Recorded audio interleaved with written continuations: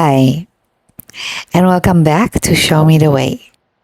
This is a space where I take about 15 to 25 minutes to share something real from my life and the awareness that came through it.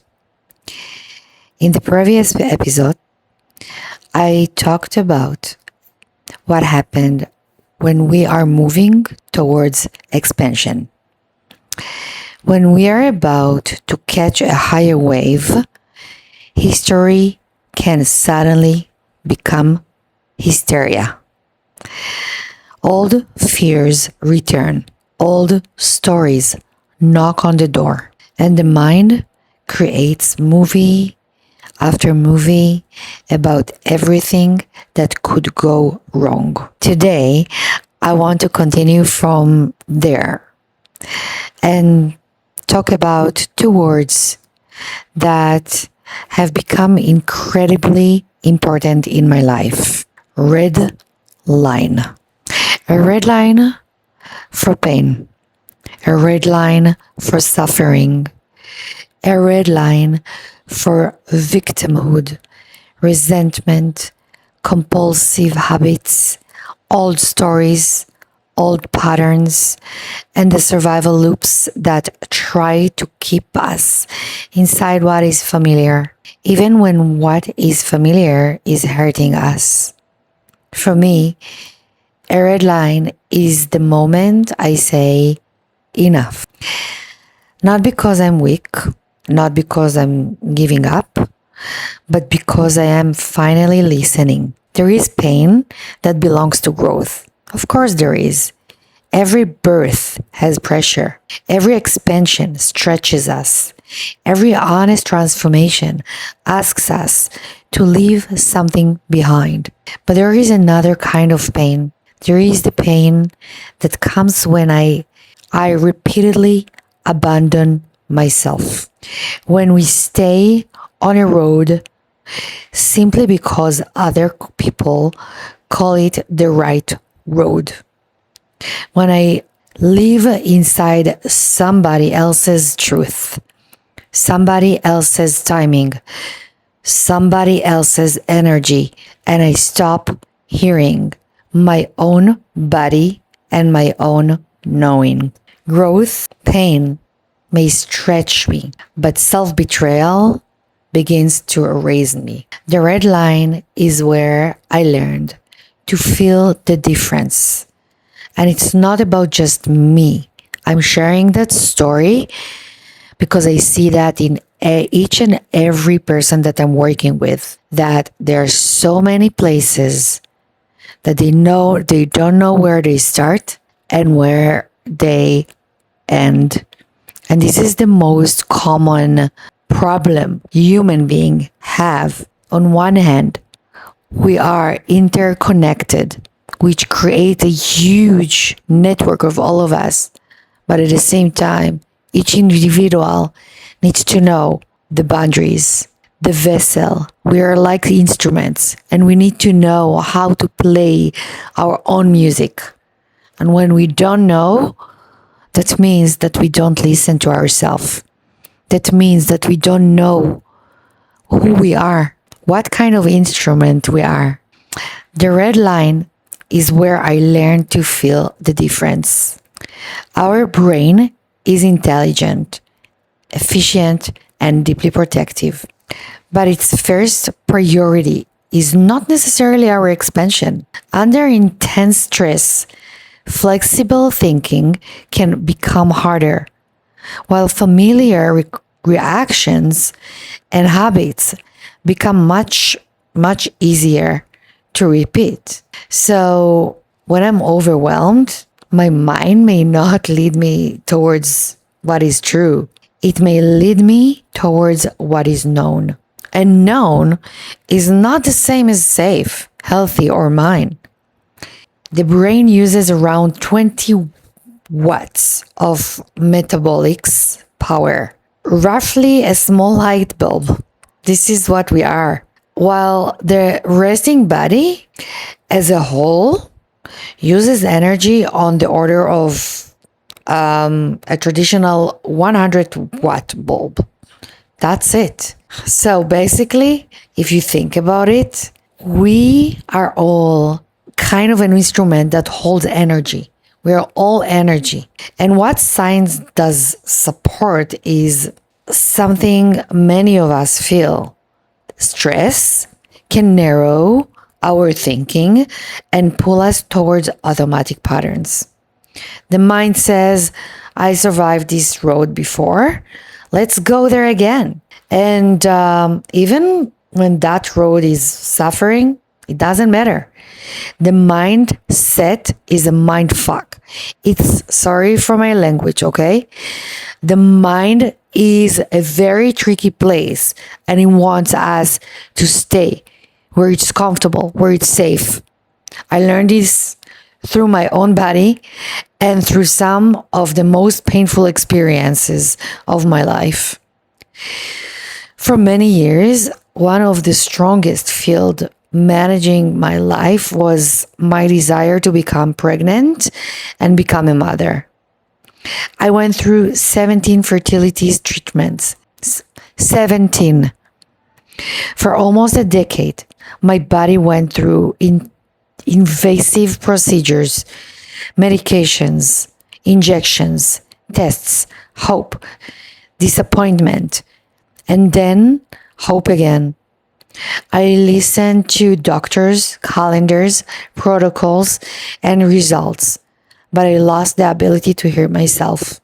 And the world loves to tell us, don't give up, keep going, try one more time, be strong. Sometimes that is courage, and sometimes courage is saying no. We reached the point of trying with donated eggs, and there was still another attempt we could make. On paper, the conventional answer was to continue, but something inside me knew. I said to Eitan, this is where I stop. I choose when this ends. Nobody else chooses for me. I was not saying no to motherhood. I was saying no to sacrificing myself for one particular path to motherhood. I decide when perseverance has become self-abandonment. That was my red line. The second powerful, challenging field in my life has been adoption. Adoption brought me my beautiful son, Eden. It's also brought experiences of uncertainty, loss, and pain. After Eden came into our life and we wanted another child, I went through an adoption experience that created enormous drama and heartbreak for me and for my family. So adoption became connected inside my nervous system with both the greatest love and the possibility of terrible loss. And now, just as our family is preparing for a huge transition and a new life in Florida, both of these old fields returned at exactly the same time. On one side, I received urgent medical messages about a cyst that has been part of my story for years. Suddenly, the fear appeared, and I got an urgent referral from my doctor, and all the alarms in my nervous system went so high. What if something is terribly wrong? On the other side, there was a problem with Eden's immigration process. An application was declined because we had followed a procedure that was not the correct one for his situation as an adoptive child. And once again, the world adopted seemed to place a barrier in front of my child. 2 doors from my history opened at once, same day. My body, my motherhood, health, adoption. And fear came from every direction saying, Here we go again. Everything is going to collapse. You're about to lose control. It was intense. I will not pretend it wasn't. But this time I understood. I understood something I did not understand years ago. I do not have to enter every room that fear opens for me. I can hear the fear without hiring it as my guide. And this is what I want to be clear. A red line is not denial or a diagnosis. It is not permission to ignore symptoms or replace medical information with positive thinking. I still have responsibility to investigate, ask questions, and follow through with appropriate plan. But I can place a red line against panic. I can refuse to let the possibility of a diagnosis become a diagnosis in my mind before I have facts. I can say, I do not know the result yet, but fear is not a result. Compartmentalize the fear. Compartmentalize the energy that was trying to penetrate and pull me into my survival mode. I can regulate my body, get support, and make decisions from a clearer place. Creating my reality does not mean controlling every result. It means choosing my presence, my next responsible action, and the story I will not feed while waiting for the facts. Over the last 2 weeks, I have been connecting with my body in a new way, and I feel meaningful improvement on my right side. There are still things I need to check.